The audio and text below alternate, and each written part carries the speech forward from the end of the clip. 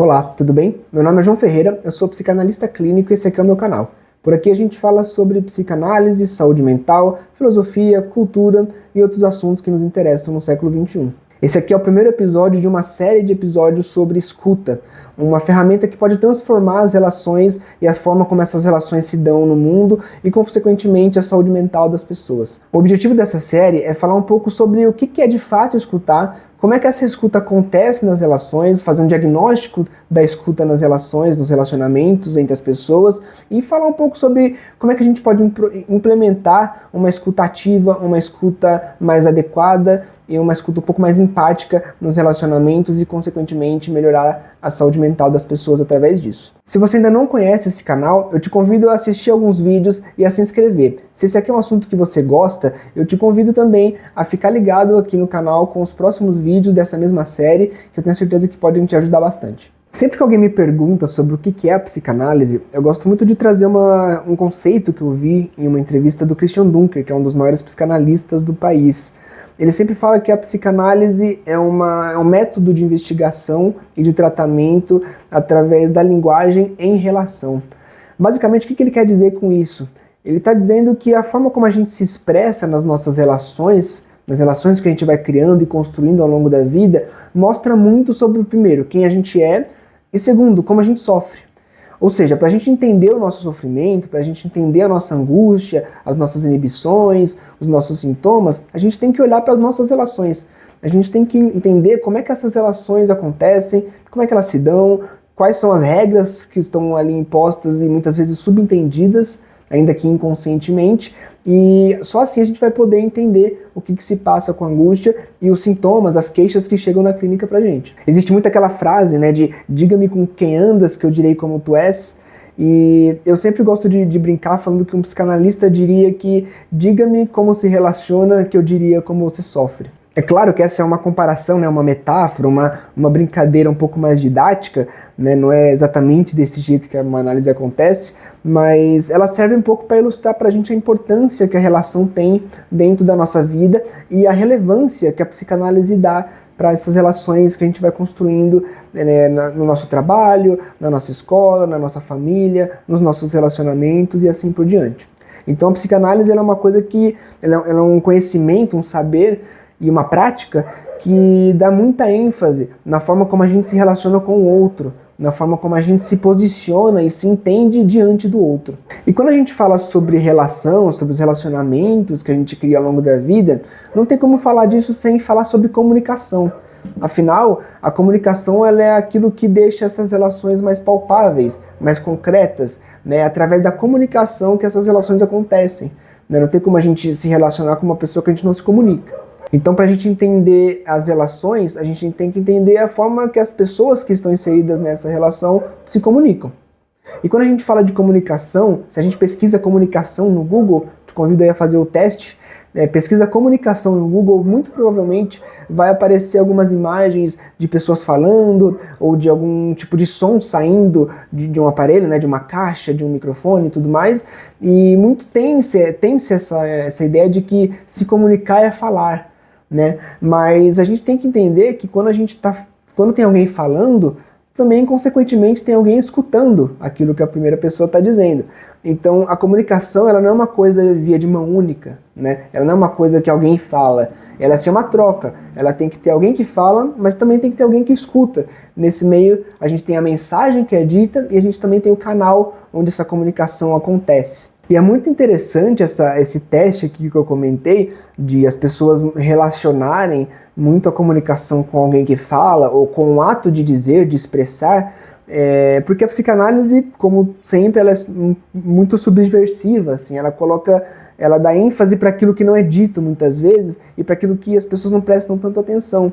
Né? Na psicanálise, a gente tem alguém que fala, no caso o paciente, mas a gente também precisa de alguém que escuta, que no caso é o analista nessa relação analítica, né, que a gente comenta. E essa posição de escuta que eu comentei, que o analista ocupa, ela é muito peculiar e muito interessante, porque ela não é uma escuta qualquer. Né? A gente costuma dizer que a escuta analítica ela é uma escuta um pouco diferente.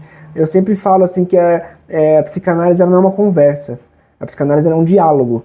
Justamente porque numa conversa a gente fala, uma pessoa, o paciente no caso, fala o que ele acha sobre alguma coisa e o analista teoricamente falaria o que ele acha sobre essa coisa, né? Na análise isso não acontece. Na análise o paciente diz as coisas que ele tem para dizer, aquilo que ele tem para compartilhar com o analista, e o analista ele diz aquilo que ele ouviu que o paciente disse. Ele não fala o que ele acha, ele não dá a opinião dele, justamente porque a opinião dele não importa muito naquele caso. E essa é uma peculiaridade da escuta analítica, né? Primeiro, a escuta analítica, para a gente entender aqui, ela é primeiro uma escuta ativa, não é simplesmente o ato de escutar, né, de escutar ali passivamente, não fazer nada com isso. O analista está sempre ativamente pensando e refletindo sobre essa escuta e relacionando com várias coisas que o paciente trouxe até ele anteriormente ou até mesmo na mesma sessão, né? Então esse é um primeiro ponto sobre a escuta analítica. O segundo ponto é que a escuta analítica ela não implica os valores, as crenças, aquilo que o analista gosta ou deixa de gostar, tudo isso fica para fora da sessão, né? Ali o analista está disposto a escutar o paciente sob o ponto de vista do próprio paciente, né? Isso que é peculiar numa análise, isso que faz a análise ser uma situação tão diferente, tão transformadora na vida de muita gente, assim como foi na minha. Então, como eu falei aqui, a escuta analítica ela é um pouco diferente, ela não é uma escuta qualquer, simplesmente passiva, onde o paciente fala e o analista simplesmente está lá escutando. A posição de escuta, né, o ato de escutar, como diz o Christian Dunker e o Cláudio Tebas no livro Palhaço e o Psicanalista, é uma posição ativa. Né? O analista, ou a pessoa que está escutando nas relações da vida aí, ela tem que se dispor ativamente para escutar outra pessoa, ela tem que ativamente estar disposta a isso, né? E o que seria isso? Estar disposta a quê? Estar disposta a se afetar pela história do outro, se afetar por aquilo que o outro diz. Claro, a gente não está falando aqui de sofrer no lugar do outro, ou sofrer mais que o paciente, não é isso. A gente está falando deixar o que o outro diz, o conteúdo daquela mensagem, habitar a gente, para que a gente possa justamente começar a entender aquele jogo a partir das regras de quem está falando, e não de quem está escutando. E é por isso que a gente tem que saber diferenciar muito bem o escutar do ouvir. Porque quando a gente está ouvindo, a gente não está fazendo essa escuta com essa função que eu estou comentando, essa função empática, de jogar, de entender aquele jogo a partir das regras de quem está dizendo e não de quem está escutando, né? Quando a gente não faz isso, a gente está ouvindo simplesmente. A gente está simplesmente pegando a mensagem, processando essa mensagem e não fazendo nada com isso. E aí essa escuta, entre aspas, vira uma escuta passiva. No nosso caso, quando a gente quer escutar ativamente, quando a gente quer escutar com qualidade, empaticamente e com o objetivo de fazer as nossas relações melhorarem, de transformar a forma como a gente se relaciona com o mundo e com as pessoas, a gente tem que entender que a escuta ela é ativa. E para a gente escutar ativamente, né, fazer essa escuta mais, entre aspas, mais qualificada, a gente precisa abrir mão de alguns julgamentos. A gente precisa abrir mão de algumas opiniões, a gente precisa abrir mão da vontade de dar conselho, de dar o passo a passo, de dar o direcionamento, né? Porque quando a gente faz isso, existe um risco muito grande da gente estar se colocando naquela situação, e naquela situação muitas vezes não cabe a gente, não tem a ver com a gente, né? E aí vira uma conversa e não um diálogo, vira uma escuta passiva, uma escuta onde eu me implico as minhas opiniões, a minha régua moral vai se implicando ali. E o objetivo de uma escuta qualificada não é isso. O objetivo de uma escuta qualificada é entender a situação a partir do ponto de vista daquele que está falando, e não nosso, de quem está escutando. E por que eu estou batendo tanto nessa tecla de entender a situação a partir dos olhos de quem está falando, e não de quem está escutando? Eu estou batendo nesse ponto porque isso é uma coisa muito escassa hoje em dia. Quando a gente vai relatar alguma coisa da nossa vida para alguém que não é qualificado, que não tem essa escuta qualificada que eu estou dizendo, é muito comum ver as pessoas falando: se fosse eu faria tal coisa. Eu não concordaria com isso, eu não permitiria que isso acontecesse comigo ou com essa outra pessoa. As pessoas se colocam nas situações quando na verdade aquelas situações não têm a ver com elas. né? E aí tudo isso é como se funcionasse como uma barreira para uma escuta ativa, e as pessoas acabam não se sentindo pertencentes àquela relação, não sentindo que a pessoa entendeu necessariamente aquilo que ela está sentindo. Para a gente entender e fazer uma escuta qualificada que realmente transforme as nossas relações, a gente tem que primeiro abrir mão disso, a gente tem que abrir mão da forma como a gente vê o mundo. Se a gente está escutando, não é sobre a gente, é sobre quem está falando. Então as nossas regras morais, os nossos conselhos, o que a gente faria ou deixaria de fazer, não importam ali. Porque se coloca no ponto de vista da pessoa que está falando, né? Então vamos supor que alguém esteja relatando para você o caso de uma crise no relacionamento, por exemplo. Então uma mulher chega para você e fala, tô passando por isso no meu relacionamento, meu marido não tá me dando a atenção que eu gostaria, eu sinto que ele não gosta mais de mim como ele gostava antes e tudo mais. E aí você vira e fala, se fosse eu, faria tal coisa. Se fosse eu, largaria o marido. Ou se fosse eu, falaria com ele, conversaria com ele dessa forma ou dessa outra forma. A pessoa que está escutando aquilo, muitas vezes ela só quer ser ouvida. Ela só quer que alguém pare para escutar. Não pare para escutar e falar algo. E dar um parecer. E dar uma opinião, né? Porque muitas vezes a pessoa acaba chegando para fora, né? Terminou essa conversa, a pessoa sai desse papo com uma sensação de a pessoa não me entendeu. A pessoa não entendeu o que eu quis dizer. E é por falta desse tipo de senso, é por falta desse tipo de conhecimento que as pessoas muitas vezes chegam no consultório, chegam nas sessões de análise com a gente e falam, eu não me sinto escutada nas minhas relações. Minha mãe não me escuta, meu pai não me escuta, meu marido, minha esposa não me escutam, os meus filhos não me escutam. E aí a gente pergunta, mas você conversou com ele sobre isso? Você tentou trazer esse assunto para a cena para tentar discutir? E a pessoa fala, não, tentei, a gente conversou sobre isso, mas ele não me escuta. Ou seja, ele ouviu, mas a pessoa se sentiu ouvida, mas não se sentiu escutada. Justamente por isso, porque ouvir não é escutar. Ouvir é simplesmente pegar aquilo, processar aquela informação, acabou. Escutar é quando a gente pega e tenta entender do ponto de vista daquela outra pessoa o que está se passando. E a partir dali, juntos, se constrói um saber. E é justamente aí que a psicanálise entra. A psicanálise ela é um saber centenário, há mais de 100 anos ela foi criada, e ela se propõe justamente a isso.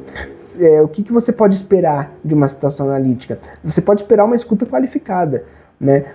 A gente costuma comentar que na psicanálise existem 2 desejos. Né? O paciente entra com o desejo de falar, de se abrir, de compartilhar aquilo que ele tem para dizer, e o analista entra com o desejo de escutar. Né? E a gente está lá disposto a escutar aquela pessoa a partir do ponto de vista dela, entender o jogo que ela está inserida a partir das regras que ela colocou para esse jogo, para a própria vida, para as próprias relações, e juntos construir um saber a partir disso. Né, entendendo como é que as relações se dão através da forma como ela expressa o que acontece nessas relações. Né? E é por isso que eu comecei o vídeo falando sobre isso. A forma como a gente se expressa nas nossas relações, elas dizem muito sobre a forma como a gente sofre. Quando a pessoa vai para um analista, ela está indo para alguém que está atento a isso, e está preparado para escutar esse tipo de coisa e para formar esse quebra-cabeça, esse desenho de como as relações se dão e devolver para a pessoa, o que você me disse foi isso. O psicanalista não devolve, o que você me disse, eu entendo que seja assim, eu concordo com tal coisa, eu discordo de tal coisa, ou eu acho isso ou aquilo. O psicanalista nunca vai falar isso. Ele vai virar e falar, você me disse isso. Talvez mudando as palavras, talvez dizendo de uma outra forma para que a pessoa entenda aquilo que ela está expressando. Né? Esse é o papel da análise e pode parecer uma coisa simples, mas é uma coisa que faz muita diferença justamente porque, como eu falei, as pessoas não estão acostumadas a se relacionar com uma pessoa que escuta, de fato. Né, com uma pessoa que está ali não para dizer algo ou para conquistar o carinho, o amor ou a atenção daquela outra pessoa. A gente está ali simplesmente para escutar. Né, uma escuta ativa, uma escuta empática, uma escuta muitas vezes acolhedora e uma escuta que a pessoa pode esperar uma devolução, uma devolutiva, muitas vezes, claro que isso não é regra, mas pode esperar que ela comece a se entender, se perceber, né, naquilo que ela fala. Né? A gente costuma dizer que quando o paciente chega pra gente, ele não está falando pra gente, ele está falando para que ele mesmo se escute. E a gente é simplesmente um copiloto ali naquela relação, ali naquela jornada. Esses dois desejos que acontecem na análise que eu comentei, né, o desejo do paciente de abrir a própria vida, abrir os próprios sentimentos, compartilhar muitas vezes coisas íntimas sobre a própria vida, e o desejo do analista de estar ali disposto a escutar, de dedicar a toda a escuta dele para aquilo, né, para aquilo que o paciente está dizendo, deixar de lado todas as suas crenças morais, religiosas e etc. Esses dois desejos, a gente pode dizer que é a forma como uma análise funciona, né? O próprio Freud, ele cita que a psicanálise ela tem uma regra fundamental. Essa regra se chama associação livre, ou seja, o paciente tem que estar disposto a associar livremente tudo que vier à cabeça dele. É claro que essa associação livre ela não acontece 100%. Porque existem algumas censuras, às vezes a gente pensa em uma coisa, mas não fala, ou fala com uma certa censura ali, com uma certa restrição de informações, mas é ideal que essa associação aconteça o máximo possível, para que o analista tenha material suficiente para trabalhar e entender justamente como é que aquela relação se dá, como é que aquela pessoa funciona e assim por diante. Ao mesmo tempo que isso acontece por parte do analisando, do paciente, isso também acontece por parte do analista, ou seja, o analista tem uma função a exercer ali, que é a função de atenção equiflutuante, né? O Freud dá esse termo justamente porque o analista ele tem que estar ali disposto a destinar a atenção dele igualmente para tudo que o analisando fala, né? Sem focar em uma coisa, porque quando a gente foca em alguma coisa a gente está perdendo outros pontos, né? A gente tem que estar atento ali igualmente durante toda a fala do paciente para entender algumas manifestações do inconsciente que acontecem ali numa análise. E essas manifestações acontecem de várias formas. Se você quiser um vídeo sobre isso, comenta aqui embaixo que eu vou fazer um vídeo especialmente sobre esse assunto para vocês. Então, para resumir aqui o que a gente falou nesse primeiro episódio, a gente comentou que a importância das relações na nossa saúde mental, né? Muitas vezes as queixas, quase todas as vezes na verdade, as queixas que as pessoas chegam pra gente no consultório estão relacionadas ao modo de vida e ao modo de relacionamento que as pessoas vão cultivando ao longo da vida. Então as relações são muito importantes para a saúde mental, esse é o primeiro ponto. O segundo ponto é que para a gente entender essas relações e consequentemente lidar melhor com a nossa saúde mental, a gente tem que entender sobre comunicação. Porque a comunicação é aquilo que transforma as relações, que traz a relação para o mundo concreto, digamos assim, né? E essa comunicação muitas vezes está associado a apenas uma pessoa falando, e não uma pessoa falando e outra escutando. E esse é o nosso ponto 3. O nosso terceiro ponto aqui, que a gente comentou, foi que além da pessoa que fala, existe a pessoa que escuta. E muitas vezes só uma pessoa disposta a falar, disposta a abrir os seus momentos mais íntimos, os seus sentimentos, é muito importante que a pessoa que esteja escutando esteja qualificada, ou seja, saiba escutar de uma forma empática isso que a outra pessoa está dizendo. O quarto ponto é uma consequência disso, ou seja, escutar é diferente de ouvir. Para a gente escutar de uma forma qualificada, para a gente escutar de uma forma empática, a gente precisa abrir mão de algumas coisas. A gente precisa abrir mão de julgamentos, ou seja, a gente não está ali para julgar a pessoa, a gente tem que abrir mão de muitas vezes opiniões, porque às vezes a nossa opinião não importa para a pessoa, muitas vezes importa muito mais a forma como ela vê aquela situação do que como a gente vê de fora aquela situação. E abrir mão também de direcionamentos. A gente não está ali para dar um passo a passo muitas vezes. É claro que passo a passos ajudam, direcionamentos sempre são bem-vindos quando devem ser colocados. Mas o objetivo de uma escuta, o objetivo principal de uma escuta qualificada e de uma escuta empática não é esse. O quinto ponto aqui, a gente falou sobre a importância da psicanálise. Qual que é o papel da psicanálise nisso, né? A gente falou um pouco que a psicanálise e os psicanalistas, eles são pessoas dispostas ativamente, né, como a gente falou no vídeo, a escutar aquela pessoa através de técnica, através de muito conhecimento, anos de estudo, anos de preparo, né, anos de análise pessoal, que é muito importante também. Então a psicanálise está ali para fornecer essa escuta ativa, empática e preparada para que a outra pessoa, quem está falando, se escute, se perceba na sua fala e se implique, se responsabilize por aquilo que ela está dizendo, vivendo e fazendo. E para a gente finalizar aqui, eu quero falar um pouco sobre o que vocês podem esperar dos próximos episódios, né? Eu espero que você tenha gostado, que você tenha sido beneficiado de algumas informações que eu trouxe aqui. E nos próximos episódios a gente vai deixar um pouco de lado o fato de como é que a gente se escuta hoje e começar a prestar atenção de como é que a gente foi escutado lá no passado.